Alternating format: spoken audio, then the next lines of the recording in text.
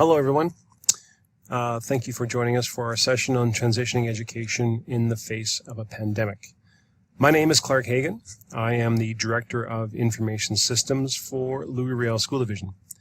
I would also like to introduce Greg Kiesman. Greg is our ICT Instructional Coordinator for Louis Riel, and he and I will be doing this presentation with you for the next 30 or 35 minutes, and Greg will join us in about 10 or 15 minutes later in this presentation.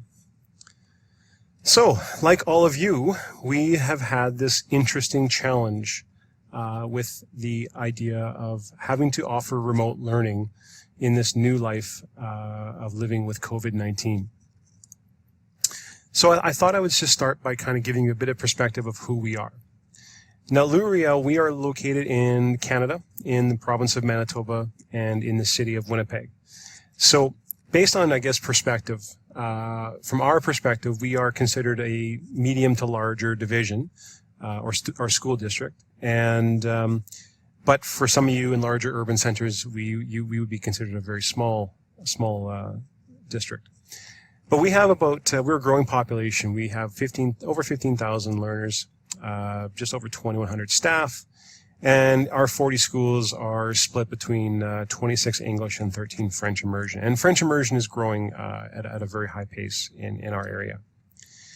And I wanted to offer this because just to give you an idea of who we are and where we're located. So Winnipeg is roughly right about here, pretty much in the center of North America.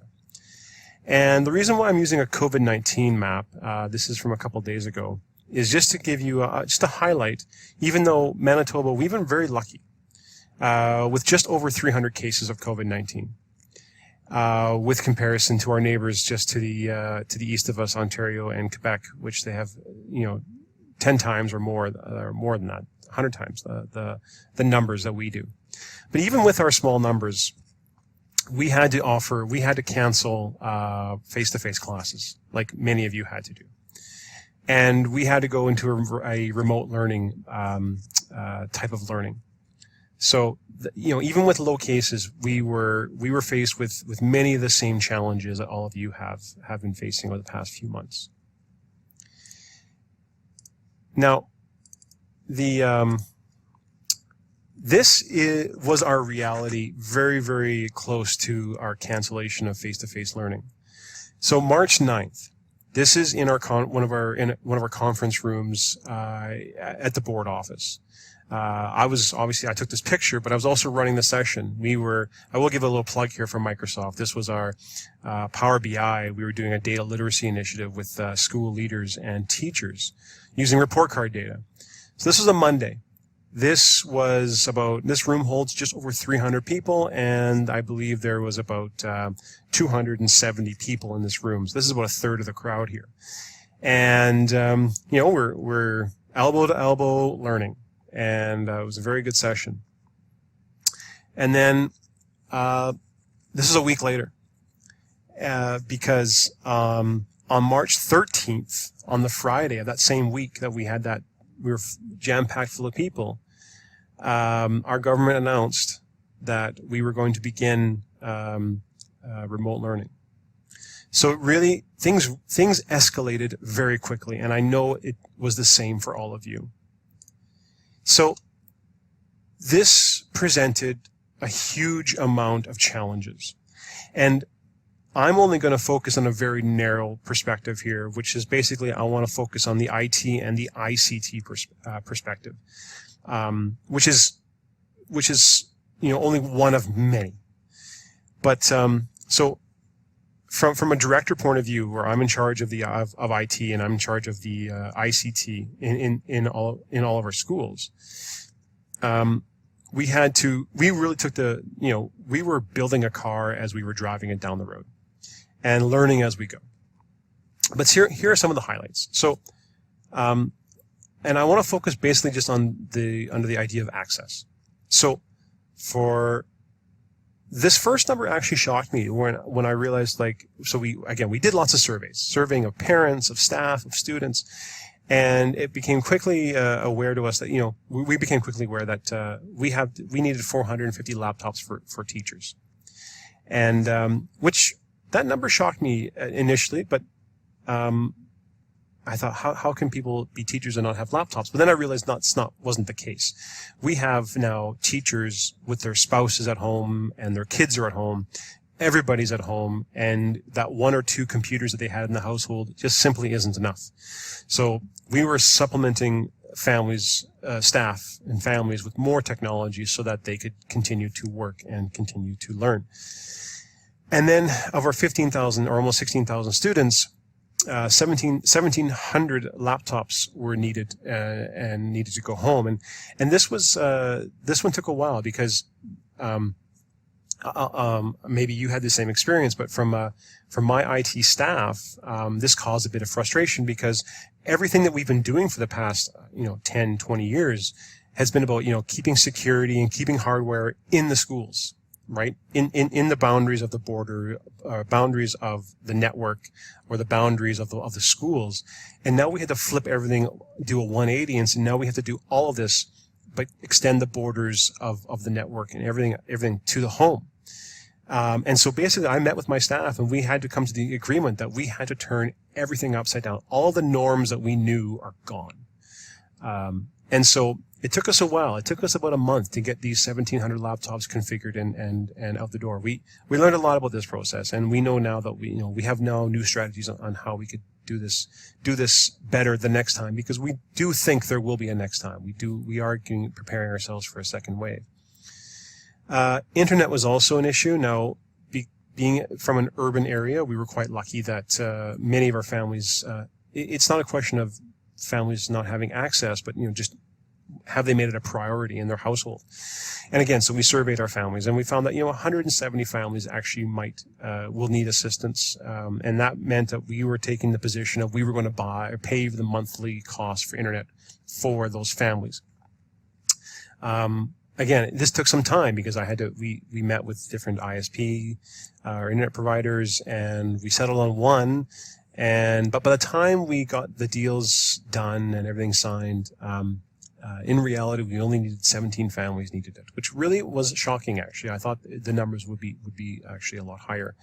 And for a lot of our families who lived in apartment buildings and what have you, they didn't wait for us. They didn't wait that month, and they just started sharing and collaborating on their own on how they could make use of the internet in the building. So it was very, very interesting to see what was going on there. The third thing here, professional development, and that was by far probably this is the most important thing. So we realized very quickly, no matter what we do with technology, for internet, what programs are going to use, none of this is going to work unless we offer effective, timely, relevant PD for our teachers. And so so whether it's basic Office 365 training, tools about, online learning or creating an online learning environment, and then just mentoring our staff. And Greg is going to give you much more detail on this in a bit, but I will touch on this a little bit. So the 13th is when the announcement came from the government saying we are moving to an online learning environment. So that gave us a week from the 16th to the 20th. To get things prepared. Students were still in classes, teachers were still teaching, and we had to get this ready from an IT perspective. So the 20th was the last day of classes. The 23rd was the first day of online learning, and it was also the first day that Greg and his team started offering PD. And we offered a Vegas buffet of PD. It was, I think, 20 different categories of professional development. For Greg, I'm sure it was like Groundhog Day because he and his team did a lot of sessions over and over and over again. So, we were an Office 365 district with one exception.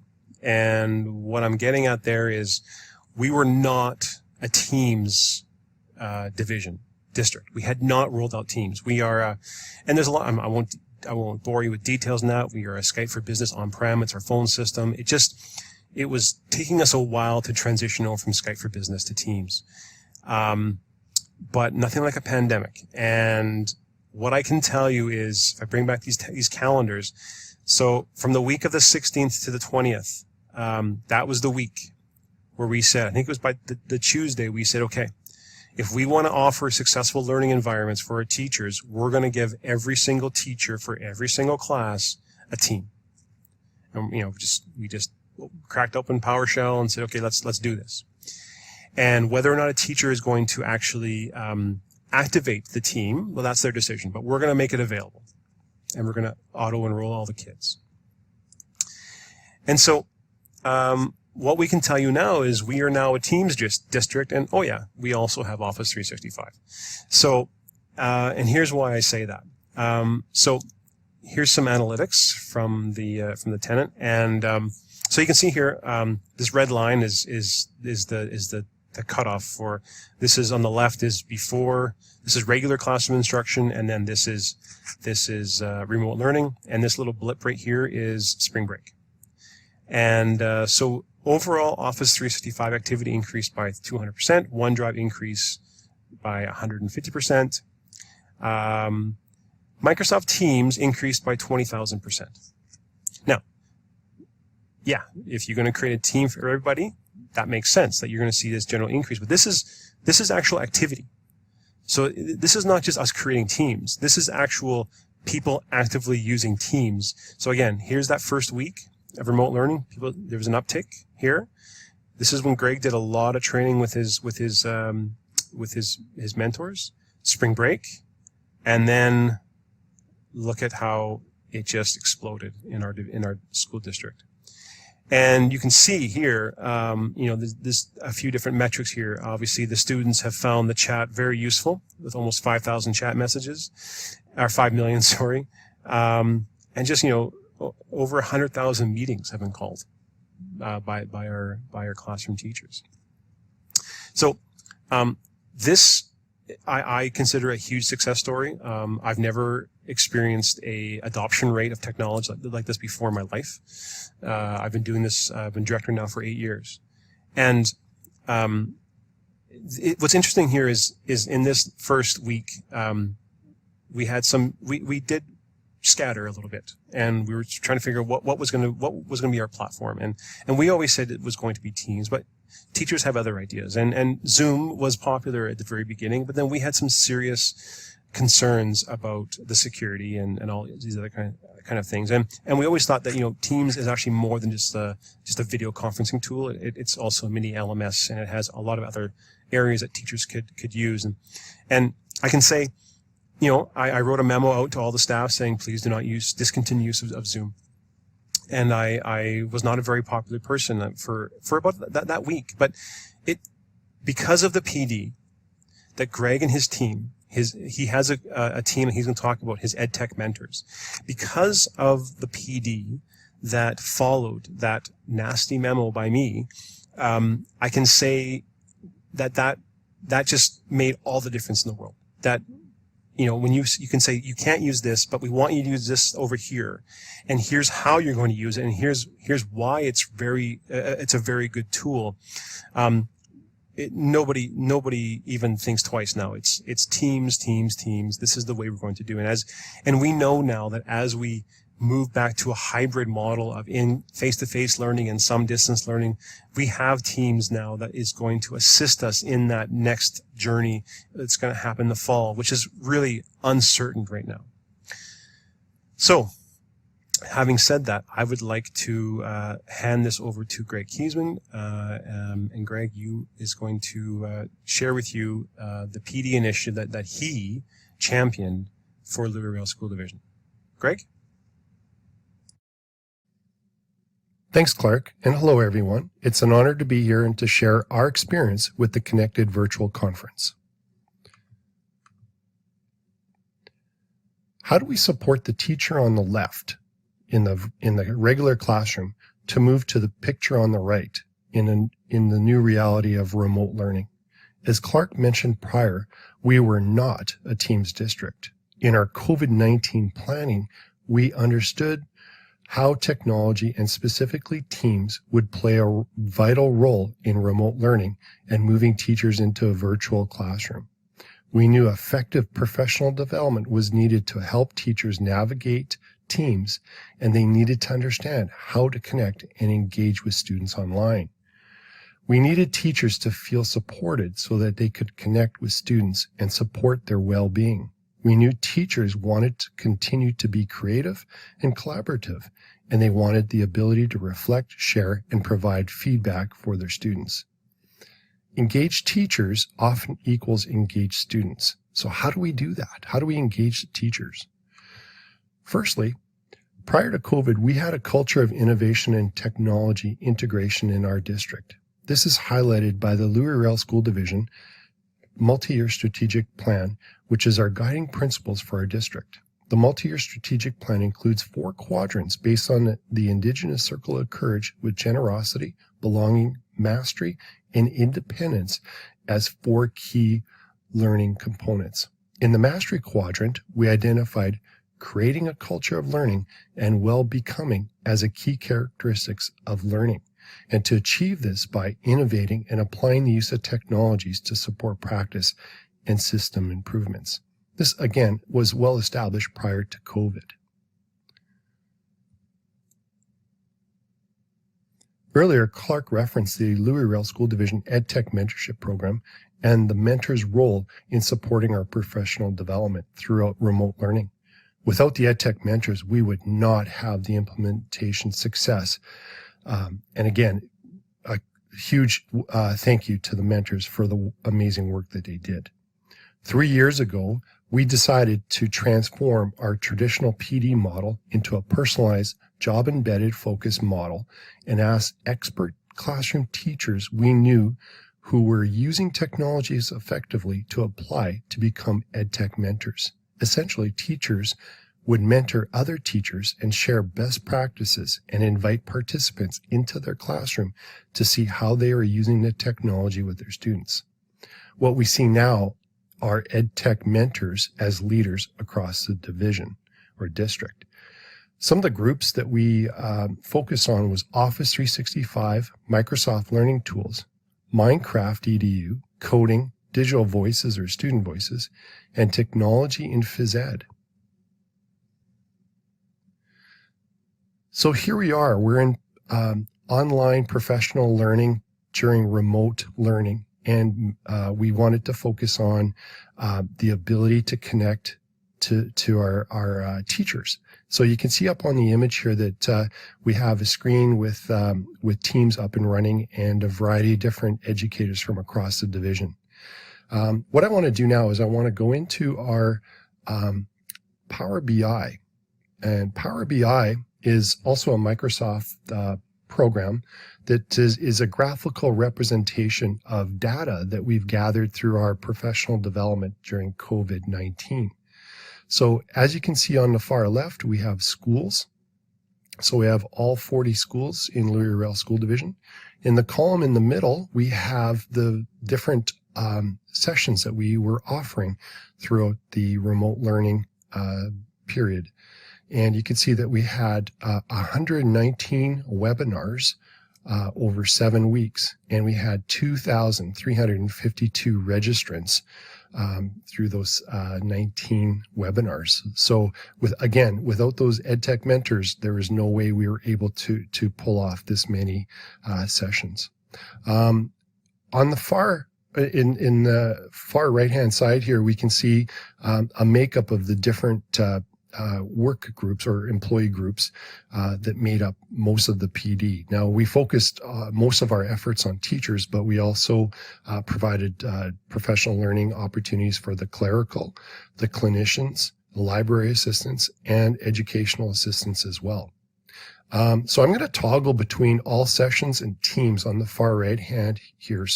But prior to diving into all the different sessions, I want to focus specifically on teams. So when I click on teams, what it does is it highlights all the different sessions that we offered for focusing on teams. So once again, anything that's in bold here is a team session that we had offered. So in total, we had offered 29 webinars, and we had 690 participants in those sessions. As we go through, we can see that we offered training for library technicians. We offered clerical. We had 56 clinicians attend the professional development. We also had K-2 teachers. So we had a situation where we had grade 2, kindergarten and grade 2 teachers who were not able to include their students in Office 365 applications, but due to COVID, we were able to lift those restrictions, and we offered professional development for those teachers and students. So you can see throughout all the different training, we had 922 attendees in Teams and 690 teachers attend. Almost 700 teachers out of 1,000 were able to participate in our Teams training. When I click back into all sessions, we can take a look at some of the other sessions that were very well attended. So our second most attended session was Flipgrid, and we also had Office 365 training. So teachers and staff members and clerical were able to register for those sessions during remote learning and learn a little bit more. We also focused on a lot of our sessions on forums, Class OneNote. We also offered sessions in Minecraft. So, and as teachers became more and more confident in using Teams, we obviously dove into the assignment tool, how to use the Class OneNote built into Teams. And certainly some of the other aspects were things like Whiteboard. So Whiteboard, Microsoft Whiteboard was hugely important for a lot of teachers to be able to teach math skills and those kind of components for students. So when I go back into the PowerPoint and I move forward one more slide, here's a summary of all the different sessions that we ran. So to recap, we ran 119 webinars. We had 2,352 attendees in 7 weeks. And that's indicated down here that we started on March 23rd and we ended up on May 14th. We offered the sessions in 1-hour blocks. So basically, we had the presenter, so myself along with the EdTech mentors would present, but we also included a moderator. So moderators were typically other LRSD coordinators and members of the learning team. Learning team members are specialists in terms of literacy and numeracy, and they would work in schools. So by participating as moderators, they also too became experts. And in a lot of situations, the moderators would facilitate the questions or handle the back channel conversations during the webinars. And as time went by, the moderators were becoming full experts in Teams and the other applications, and they're able to offer support. And it was very, very helpful to have that moderation as part of it. We wanted to keep the sessions to 1 hour to ensure that staff would be able to capture as much as possible. These were not click along. These were come and watch and learn. But also too, what we did is we recorded the sessions and we made them readily available for anybody who participated, but anybody who did not participate could also view it. So what we did is we recorded the sessions and it would automatically upload into Stream, Microsoft Stream. And we also recorded separate sessions on specifically like how to create a Teams meeting and things like that. So up on the screen here, you can see that we've just recently reviewed our stream, and we had a channel called LRSD Tech Talks, and we've had 1,000 plus views of those videos in LRSD Tech Talks. So very, very exceptional. It brings me back to the third point, and this is very important. In addition to the 1 hour seminars or webinars, we also offered additional offline support. So on average, we would spend between 2 to 4 hours supporting teachers. So what that meant, it allowed us to have a smaller group of participants in the webinar, but it also allowed us to reach out and personalize and include a lot of the learning that we wanted to our staff to go through. So oftentimes we get requests from teachers that were learning how to use Teams asking us to, could I add you as a student in my class and things like that. So we'd happily support them. So that's really where I think the mentorship in action really helped our staff with their integration of Teams. One of the other components that we had is and Clark had shared earlier that with 4.5 million chats and a huge amount of team meetings, and averaging 11,000 active users in Teams, we knew that a lot of teachers were using Teams to connect with students, but they're also using it to connect with other staff members. And up on the screen here, what I did is I included a snapshot of the LRSD Educator team site. And what we did is we launched this LRSD Educator team site in and around Tuesday, March 17th. So the week prior to remote learning start. And we have roughly almost 1,300 members in it now. But we've seen a huge amount of teachers going into this LRSD Educator online community and asking questions or answering questions, sharing resources. We gave them a reason to go into there. We gave them some useful information. And you can see up on the screen here that there's 30 hidden channels. So with 30 hidden channels, we designed it so that we had specific core subject levels and grade levels. So it's a wonderful environment, and it was very, very powerful and included in our success of rolling out Teams.